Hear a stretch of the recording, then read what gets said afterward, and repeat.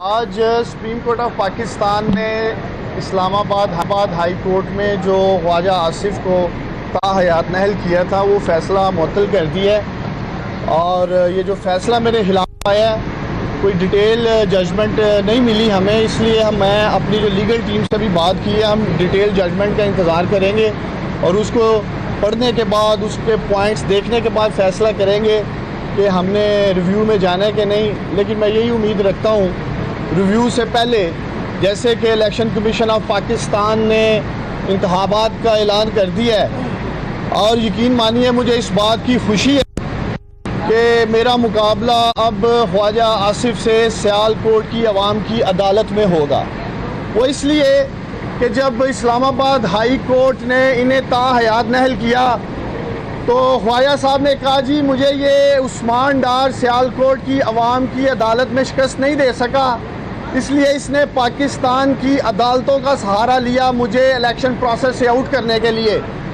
तो मैं ख्वाजा साहब आपको मुबारकबाद देता हूँ, आज आपकी नहली बहाल हो गई है और सियालकोट में एक बड़ा ज़बरदस्त इलेक्शन होगा आपके और मेरे बीच में।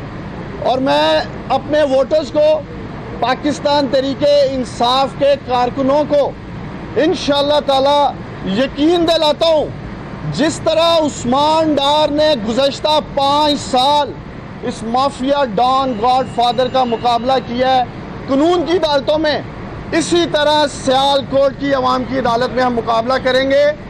और मैं खुसूसी पैगाम देना चाहता हूँ नहल नवाज शरीफ साहब को और मरियम बीबी को कि ये वही सुप्रीम कोर्ट ऑफ पाकिस्तान है, मरियम बीबी और नहल नवाज शरीफ साहब, जिस पे आप लोग अदम एतमाद करते आ रहे हैं। यहाँ के मुअज़्ज़िज़ जजेस साहिबान के खिलाफ तहज़ीक अमेज़ जुमले बोलते आ रहे हैं आप लोग, और आज इसी आला अदलिया ने, आज इसी सुप्रीम कोर्ट ऑफ पाकिस्तान ने आपके वज़ीर ख़ारजा को बहाल कर दिया है। तो मैं ये साबिक, और मैं यही उम्मीद करता हूँ आज का ये जो फ़ैसला नून लीग के हक़ में आया है, कम अज़ कम ये जो एक प्रोपोगंडा पाकिस्तान की आला अदलिया के खिलाफ इस मुल्क पाकिस्तान में चल रहा था वो ये अब नहीं करेंगे। और जैसा कि मैंने आपको कहा है कि हम देखेंगे कि हमने रिव्यू में जाना नहीं जाना, लेकिन मैं एक बार फिर कहता चलूँ कि मुझे दिली खुशी है कि अब मेरा मुकाबला सियालकोट की अवाम की अदालत में होगा ख्वाजा आसिफ, और इंशाअल्लाह ताला वहाँ इनको हमेशा हमेशा के लिए शिकस्त देंगे। यार साहब मैं सवाल की था आपसे कि क्या फैसले इसके हवाले मियां नवाज शरीफ और उसका या कानूनदान तो फैसल चौधरी है, यही बता सके क्या सब क्या फ़र्क था दोनों नोयत मियां नवाज शरीफ और इनकी? देखिए अभी ये तफसीली फ़ैसला आने तक अज़ीम खान साहब ये बड़ा मुश्किल है कि क्योंकि अभी बहुत ही शॉर्ट जजमेंट आया है। जैसे उस्मान डार साहब ने कहा जब ये तफसीली फ़ैसला आएगा लीगल टीम बैठेगी और उसके जो तमाम नुकात हैं उनका जायज़ा लेके ये फ़ैसला किया जाएगा कि रिव्यू करना है या नहीं करना है।